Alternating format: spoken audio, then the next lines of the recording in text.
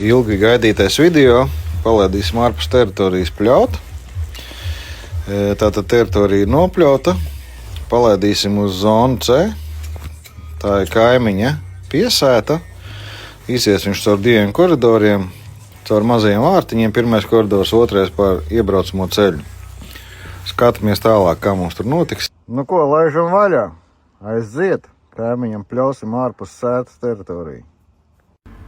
Tātad liekam iekšā vienu zonu, kaimiņu zonu, un aiziet.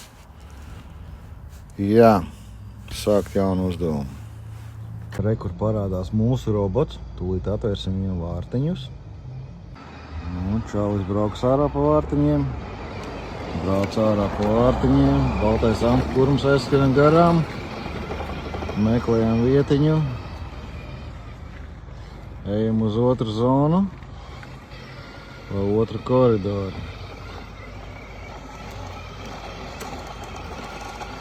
Ejam uz kaimiņu zonu.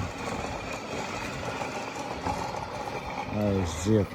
Sākumā ir uzliks malu pļaušana. Sapļausim malas. Un tad pļausim pārējo.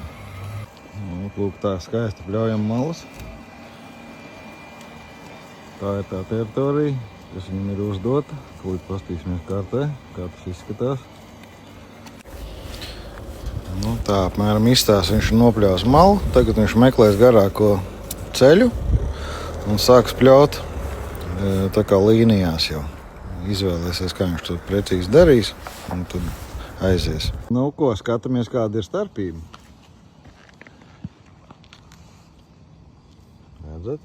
Kāda skaista zālīte. Vai šitā labāk redzat? Drīz jau būs nopļaus visu. Tā kā diezgan ātri iet.